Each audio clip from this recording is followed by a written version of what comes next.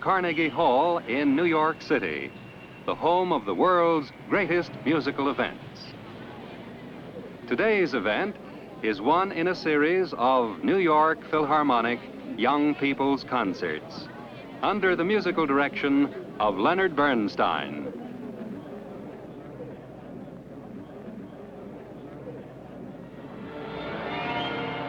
And now, here is Mr. Bernstein.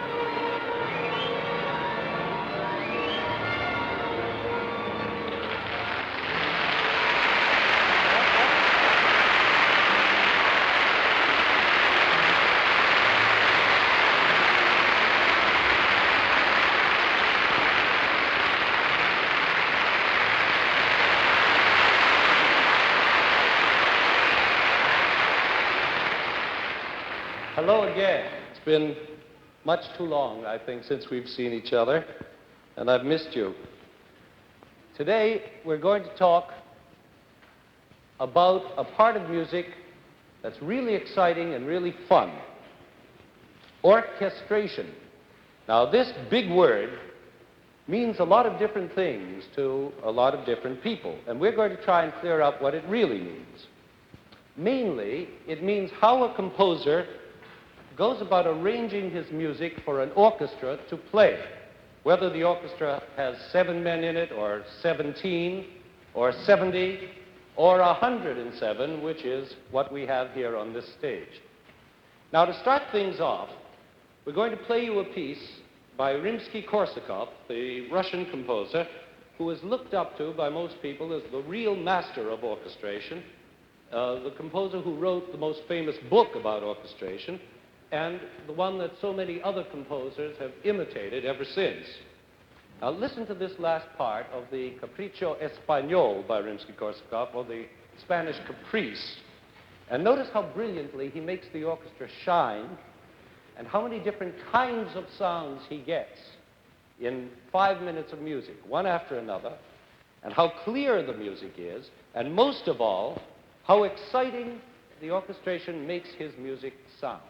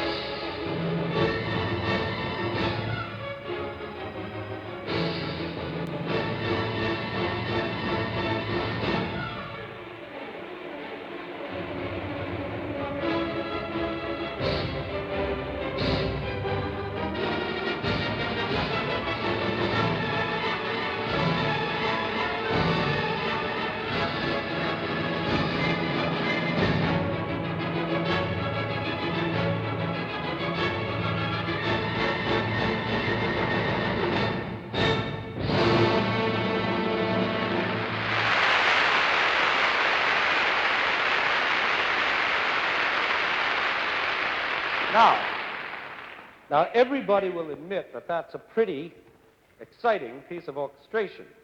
Brilliant. Now, let's take a look at one page of the conductor's score of this piece. This whole page, full of notes, is only 4 bars of music, this music you just heard. And it tells us everything that every instrument is doing in the orchestra for the duration of those 4 bars. This top part is the winds, this is the piccolo, and the flutes, and the oboes, the clarinets, and the bassoon. And then come the horns, and this line has the trumpets on it. Here are the trombones, here is the timpani, and all these lines here are percussion instruments like castanets and snare drum and so on. This is the harp, and these are the strings at the bottom. The violins, first violins, second violins, the violas, the cellos, and finally the double basses. And that takes care of everybody in the orchestra. Now, how did Rimsky-Korsakov arrive at this page? What did he go through to figure it out? Well, to begin with, the music that he had in his head was made up of 4 different ideas. First of all, he had a big tune that went, and then he had another little tune that goes along with it. Then he has a Spanish rhythm, which is in the accompaniment. Then he has another Spanish rhythm at the same time in the accompaniment. Now, 4 different ideas. Now he was faced with the job of writing all that down for these 100-odd people to play in such a way that all 4 ideas would mesh together, strong and clear and exciting. And so he distributed the 4 ideas to the orchestra this way. He gave the big tune to the trombones here. Then he gave the other tune to the violins down here. Pardon my terrible voice, I can't sing in tune.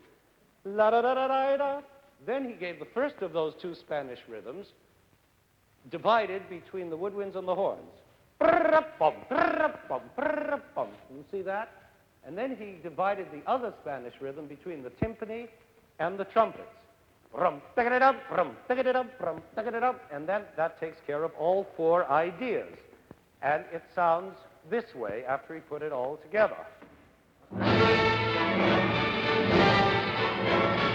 Fine. Now that sounds just great, especially with the addition of those percussion instruments giving it the Spanish flavor. Now what he did actually was to take the bare notes in his head and sort of put clothes on them so that they could go out into the world. After all, notes can't wander around naked. They have to be dressed up in orchestration.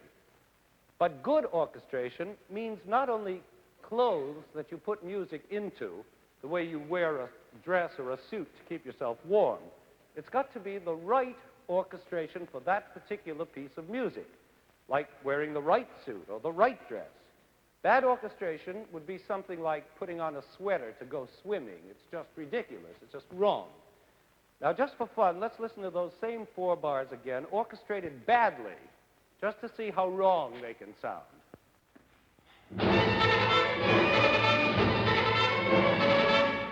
You see how terrible that is? You can't hear the tune, the rhythms are too loud, and it all sounds clumsy and thick and not at all Spanish. So remember, what good orchestration means is orchestration that's exactly right for that music, and it lets the music be heard in the clearest and most effective way. Now that's pretty hard to do, because just think what a composer has to know before he can orchestrate a piece he's written. First, he has to understand how to handle each instrument separately. He has to know what it can do and what it can't do, what its lowest note is and what its highest note is, what its good notes are and its not so good notes, and all the different kinds of sounds it can make. Then, on top of that, he has to understand how to handle all kinds of different instruments together, to blend them and balance them and mix them. He has to be careful that some instruments, which are bigger and louder, like the trombone, don't drown out the littler, softer instruments like the flute. You see, that's easy to drown out. Then he has to be careful that the percussion section doesn't drown out the strings, for example.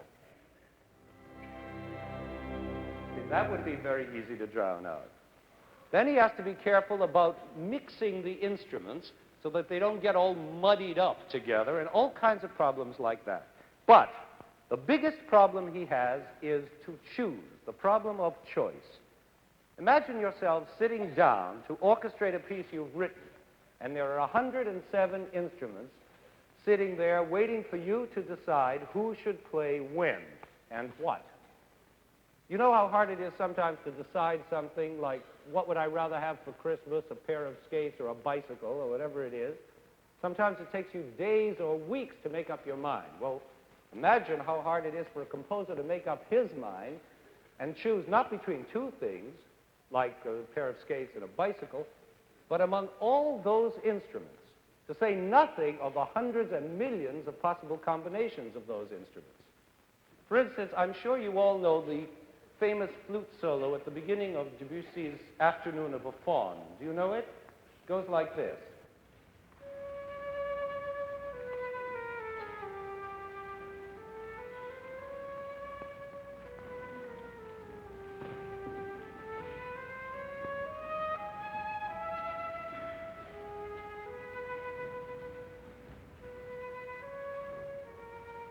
Now that's perfectly beautiful. It's exactly right. But what made Debussy decide on the flute, just the flute, to play that piece, to begin that piece? Well, Debussy knew what he wanted, or more exactly, he knew what the music wanted, what the music demanded. And that meant the flute with that sweet, pale, airy sound. If he had picked, let's say, the trumpet to do the same tune, it would have sounded all different. It would have been too fat and too rich and not at all delicate and afternoonish, the way the flute is. Listen to the trumpet doing it.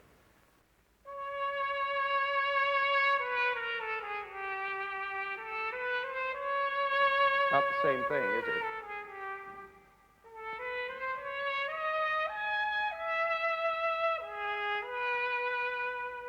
It's just the wrong piece of clothing. He's going swimming in a sweater. Or take the beginning of Gershwin's Rhapsody in Blue. You know that peculiar sliding wail on the clarinet that opens the piece?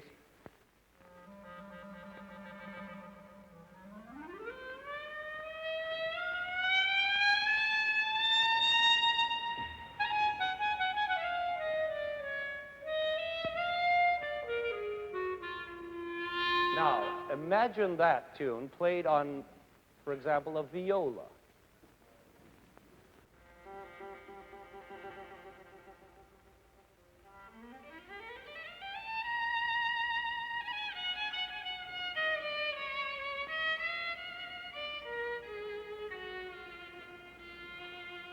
Pretty silly, isn't it? Although beautifully played.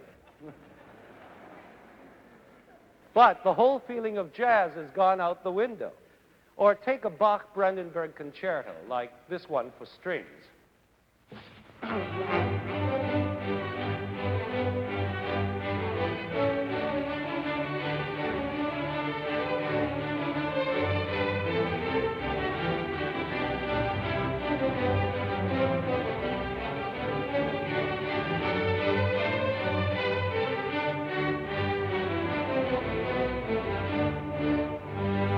Now, let's imagine that marvelous piece played by brass instead of the strings.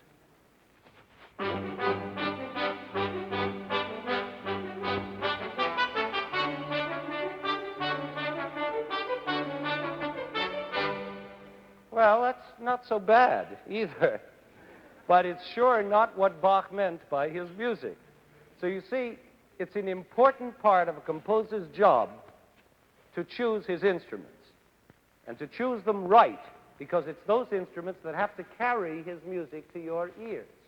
And there are so many possibilities. Now, just to give you an idea, of how many possibilities there are, let's try an experiment together, and let's us try and orchestrate something ourselves, just you and me. We're going to make believe we're all a great big orchestra, all of us, capable of giving out any kind of sound we want. Now let's take two simple notes in harmony, these two notes.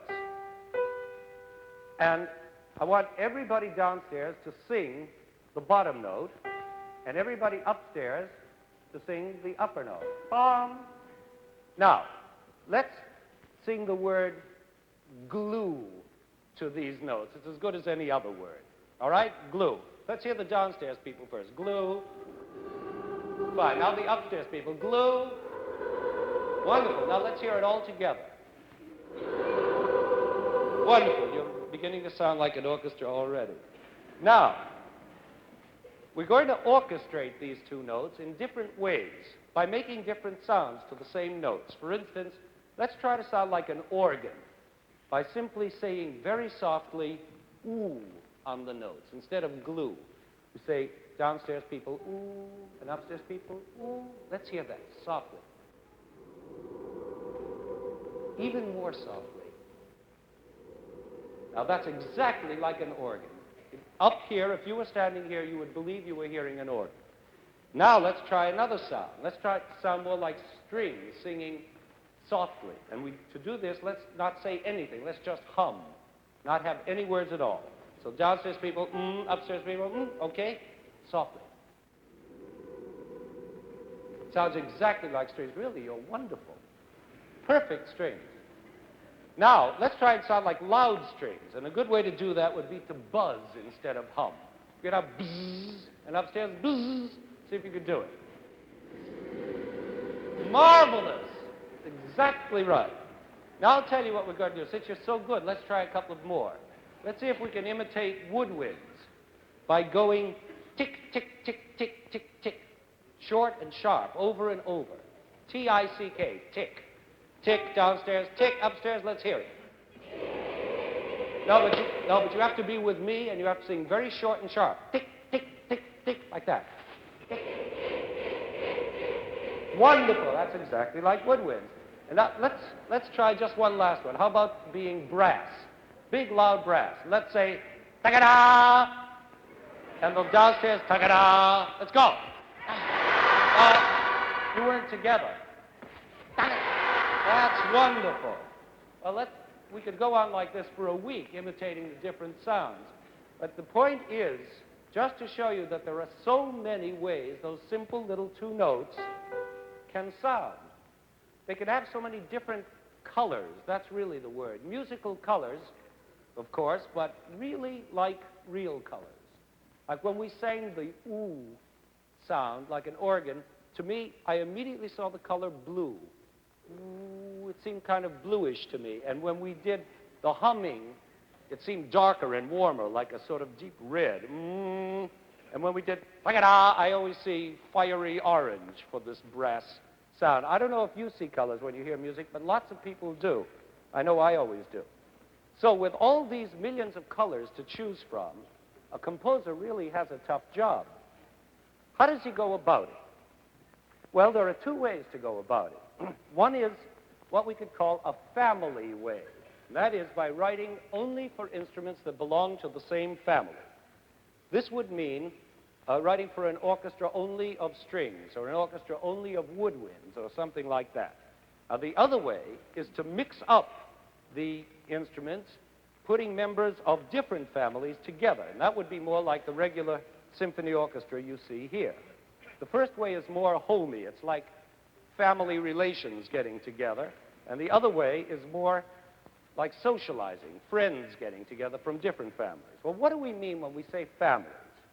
Well, I'm sure most of you must have heard that word over and over again, family, used whenever an orchestra is being described to you.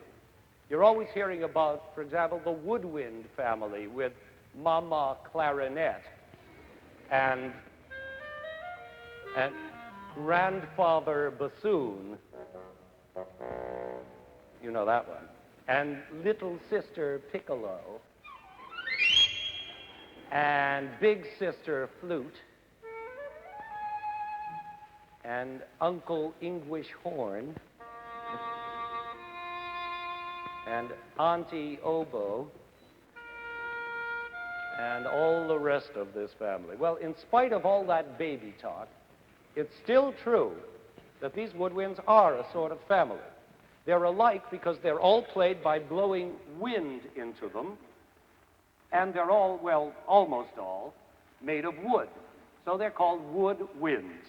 And they all sit near one another and behave as a family should behave. And they have all kinds of cousins, too. Different kinds of clarinets, for instance, like the little E-flat clarinet and the bass clarinet. And then there are saxophones and alto flutes and the oboe d'amore and contrabassoons. And, oh, it's a long list. Thank you. And there's even a group of sort of second cousins called the French horns. And they're second cousins because they're made of brass, and they really should belong to the brass family, but they blend so well with either the woodwinds or the brass that they're related to both families, so that they're kind of in-laws, I guess. Here's a French horn. Thank you. Now that we've met this big wind family, let's see how they can be used in orchestration. The minute one of them begins to play, even one of them playing all by himself, all alone, then we're already dealing with orchestration. Like that part in Prokofiev's Peter and the Wolf, where the cat is being described. You remember that funny little melody in the clarinet?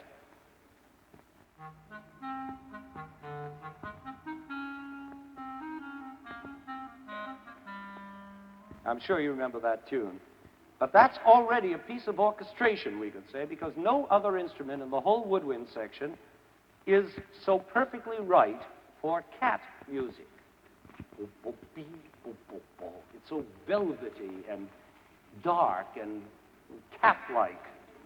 So Prokofiev had to make a choice, and he chose the clarinet. And when he did that, he was orchestrating, and he was orchestrating well. But now things get more exciting as we begin to put together different members of the family in groups. Now, here's part of a piece by the German composer Hindemith for 5 wind instruments, a great jolly piece. And listen to how fine these 5 relatives sound together: the flute, the oboe, the clarinet, the bassoon, and the French horn.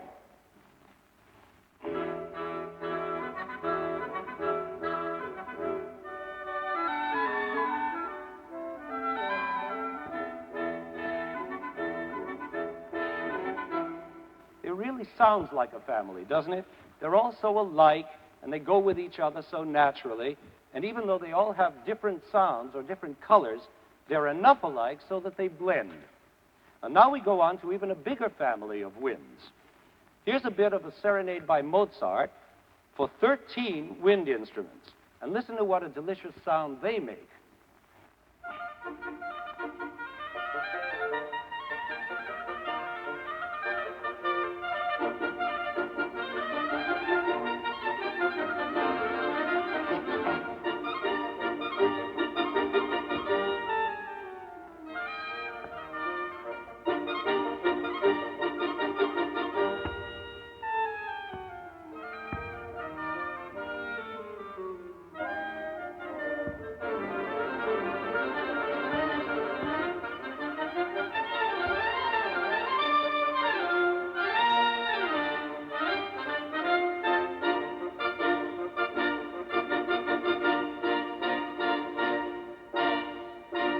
Marvelous, isn't it?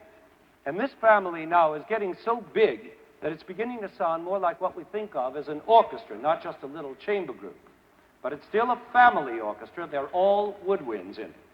Now, the great modern composer Stravinsky has written a symphony for an entire orchestra of winds only. And he really invented some brand new colors in this one. Just listen to these final bars of it.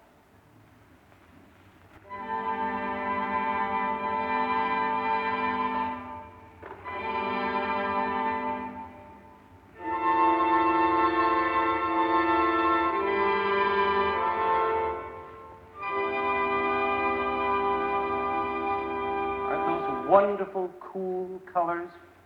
Well, now that's enough of the wind family for a while. Let's have a look now at this enormous family gathered around me here, the strings, and let's see how they can be used. We use 4 kinds of stringed instruments. The violins, of course, of which we have 34. Count them. And the violas, which look like violins, but which are a little bigger and sound a little lower. And the cellos, which are even bigger and lower. And then the double basses, which are the biggest and the lowest. Wave or something so we can see it. That's good. Thank you. Now again, it's the same story. Even if one lonely violin is playing, the composer has to orchestrate for him. Now this may sound silly to you, orchestrating for one lonely violin, but it is orchestrating in miniature, because even with one instrument, the composer has the problem of choosing. First, he has to choose the violin itself instead of any other number of instruments, and then he has lots of other choices to make, like when the bow should move up and when it should move down, or whether the bow should jump. Would you show us what do I mean by jump?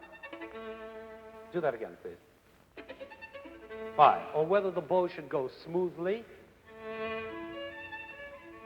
or maybe the bow shouldn't even be used at all. Then he has to decide whether to have more than one note sounding at a time, and lots of other choices like that.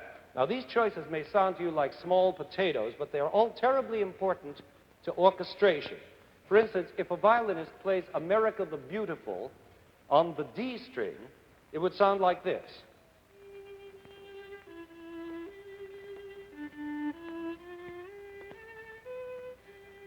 Good. But if he plays exactly the same notes, no higher and no lower, but on the G string, it would sound completely different, richer and fatter.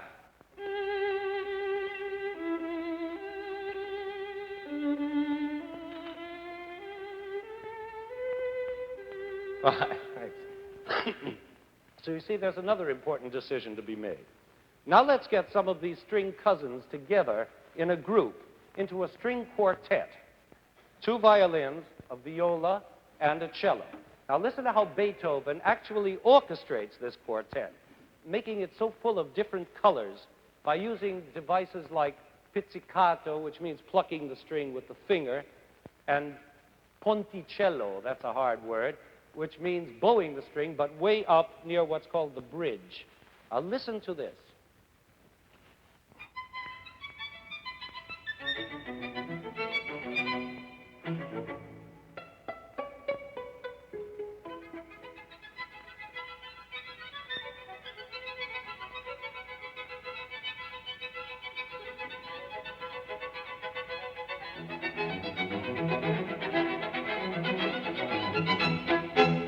Now you see, it takes a master hand to orchestrate for 4 string instruments and get all those different sounds. The great composers were always looking for new and different sounds, and to get them, they wrote for all kinds of different combinations of strings. And each combination has its own blend. For instance, listen to how gorgeously Schubert makes this melody sound in his quintet, which is the same combination as this quartet we just heard, but with one more cello added to make it richer.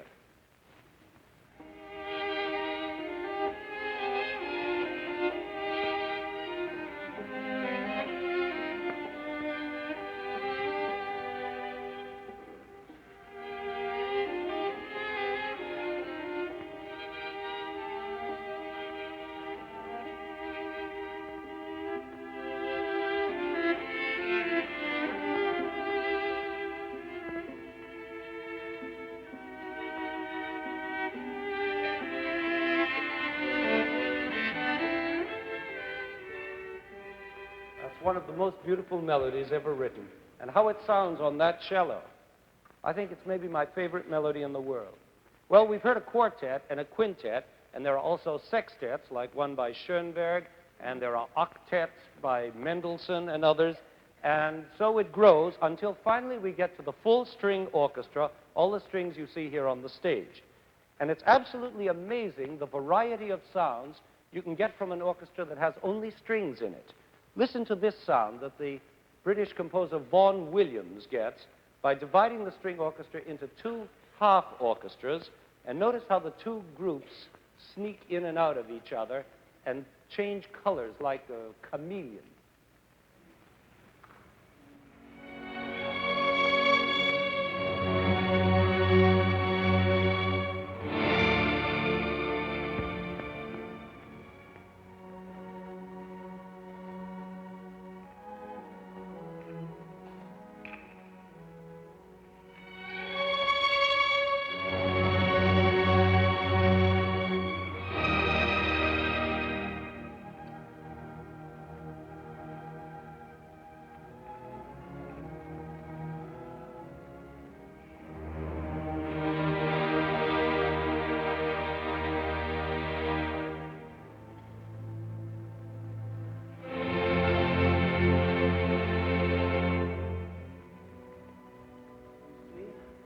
Now, here's a completely different way of writing for a string orchestra, a more rugged, athletic way. This is from an American symphony by our old friend William Schumann. You remember him from our last program about American music? Well, here's that same old vitality we were talking about, that same American pep, only now it's for only a string orchestra.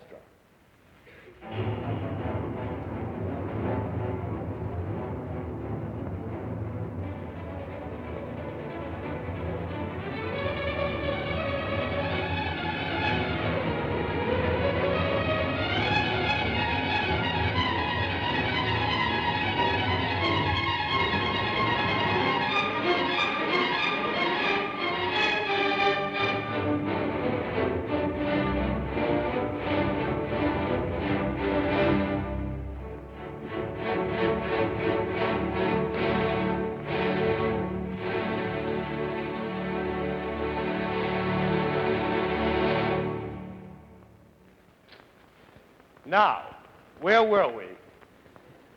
Ah, yes, we have visited two families already, the winds and the strings. Now let's take a quick look at the other two families in our community here, the brass and the percussion. The brass family isn't very large compared with our string family, but boy, do they make themselves heard. The members of this family consist of the trumpets, the trombones, and the tuba. And, oh, of course, those 42nd cousins, or was it in-laws, or whatever we said, the French horns, which are both brass and wind. Thank you. Now, you'd be surprised how many different colors you can get from these brass blockbusters. They don't always have to be loud, for instance. Take this brass music by the old Italian composer Gabrieli. Listen how beautiful it is.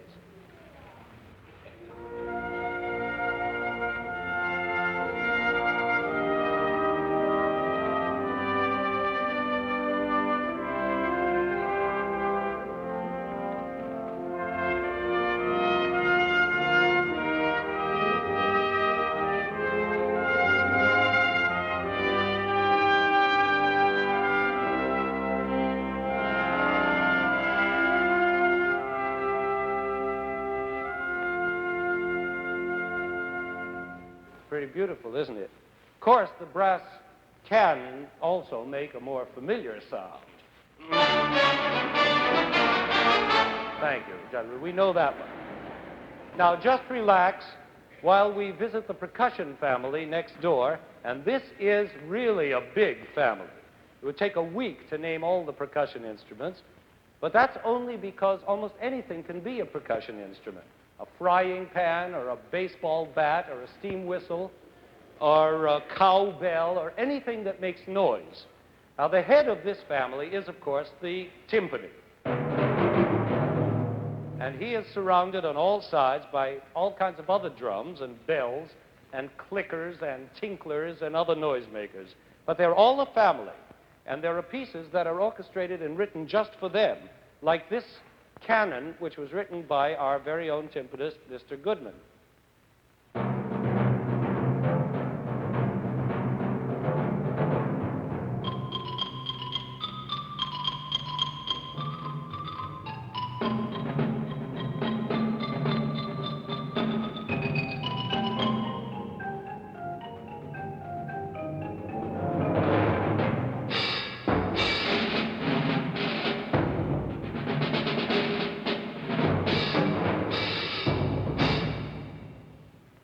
Now, we've been...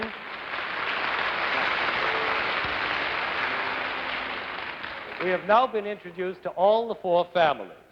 And now we come to the more complicated business of orchestrating for what we call a symphony orchestra, this whole aggregation. And here's where the family spirit gives way to the big, friendly social spirit, and the members of the different families begin to mix together. Starting with the smallest combination, two people sort of shyly getting together to see how they'll get along, we can see the whole story in this simple little nutshell. Here is part of a Schubert sonata for a viola and piano, two instruments from very different families, but as you see, they get along very well indeed.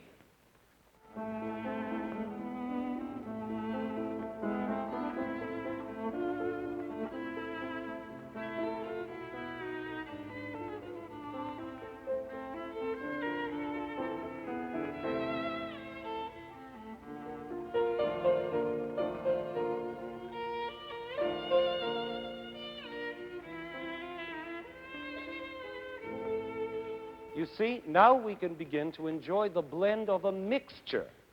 It's in a way a new sound because the pure family lines have been broken down and a new mixed sound has been born.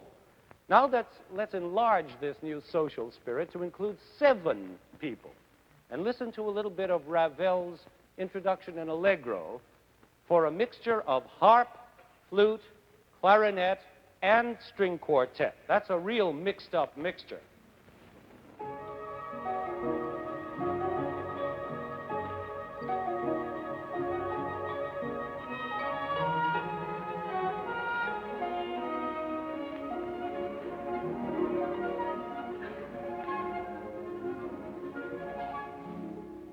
Now, here's an even more mixed-up mixture by Stravinsky again. We're going to play you a march from his ballet, The Story of a Soldier. And again, you're going to hear 7 instruments, a solo violin, clarinet, a bassoon, a trumpet, a trombone, a double bass, and a percussion, which is one man playing 13 different percussion instruments. Now, this is a really orchestral mixture because there is at least one member present of every family. There are 2 strings, there are 2 winds, there are 2 brass, and our drummer boy. It makes a marvelous sound altogether.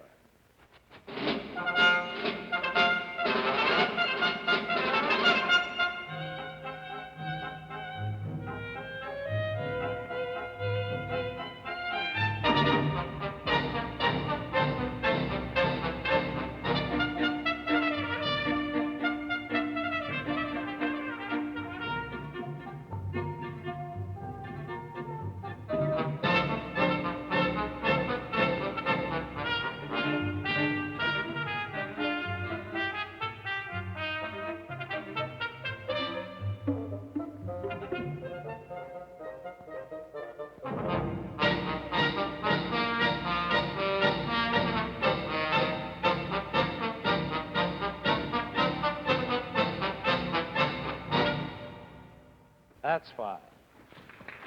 And so, little by little, we grow up to the regular big symphony orchestra we all know and love. 7 players become 17, and then 70, and finally 107. And you can imagine what a composer must go through to choose from all the possible combinations there are in this mix-up of families. But a good composer always knows deep down in his heart what the right choice must be, because if he's good, his music will make him choose right. The right music, played by the right instruments, in the right combinations, at the right time, that is good orchestration. Now, I've been racking my brain for days to try and decide what big piece to play for you to illustrate all these points, a piece that would really show you what good, right orchestration means. And while I was thinking, I realized that almost any fine piece of music would show this, any symphony by Mozart or Brahms or Haydn or Tchaikovsky or Franck, Beethoven, Stravinsky, and I thought, well, what will you young people really learn from hearing one of those symphonies? You'd hear beautiful orchestration, all right, but you wouldn't know why it was beautiful unless I took hours and hours and maybe weeks to explain it in all its details. Then we'd have to learn to read music and study every instrument. It would be like a whole course at a conservatory. So what I've decided to play for you is a piece that maybe isn't the greatest example of composing in the history of music, but is probably the most exciting orchestral exhibition in the history of music, the famous Bolero by Ravel. We're going to play the Bolero because it's such a marvelously clear example of how this big symphony orchestra can be used. And that's practically all it is. It's just one long tune repeated over and over, with the orchestration changing on each repeat, gradually getting bigger and louder and richer, adding to itself, growing and growing until it finally ends in the biggest orchestral scream you ever heard. But while it's going on, it gives you a chance to hear the orchestra in all its parts and all its special combinations, and that it does in a way that no other piece can. Now, the Bolero is built up in a very simple way, almost like something you can make with an erector set.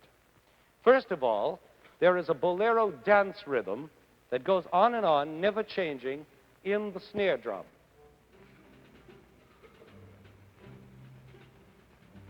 Now, over this rhythm that never stops, we hear a tune.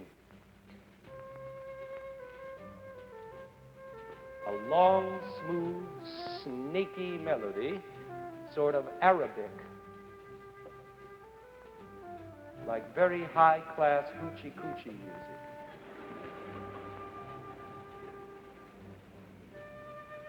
This tune is in two parts, which we'll call Part A and Part B. This is Part A you're hearing now on the flute.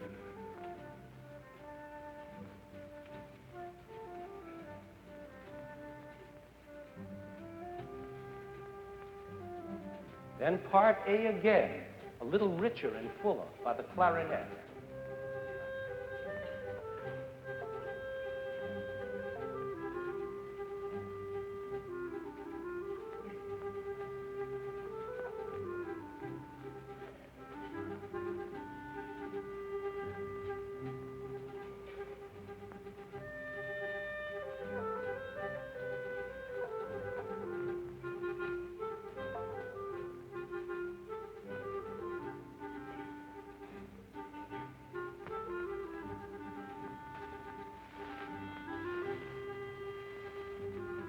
Now comes Part B, way up high on the bassoon.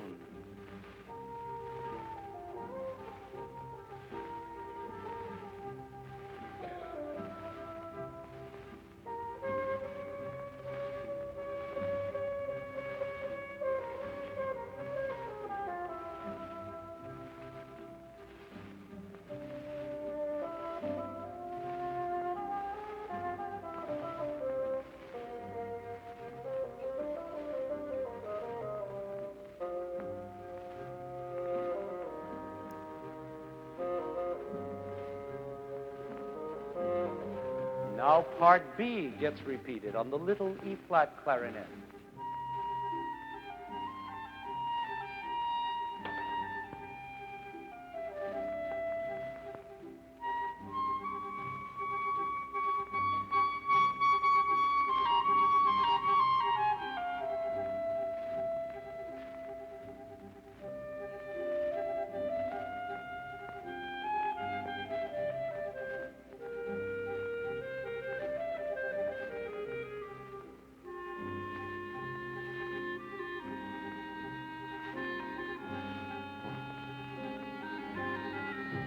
Now that makes one full section, and that's all the music there is in the whole piece. There's the oboe d'amore playing Part A now. Remember him, that woodwind cousin we talked about? Now over and over again, we're going to hear Part A twice, and Part B twice, and Part A twice again, and so on, always with different instruments, until the whole orchestra has been used up and shown off and tired out. But before it's over, you'll have heard all kinds of strange sounds and colors and combinations. And each time the orchestration changes, like now, trumpet and flute, it gets louder and richer and bigger, until by the end, everyone gets together for the big scream. It makes a really very exciting trip through the world of orchestration. So bon voyage, and I hope you have a good time.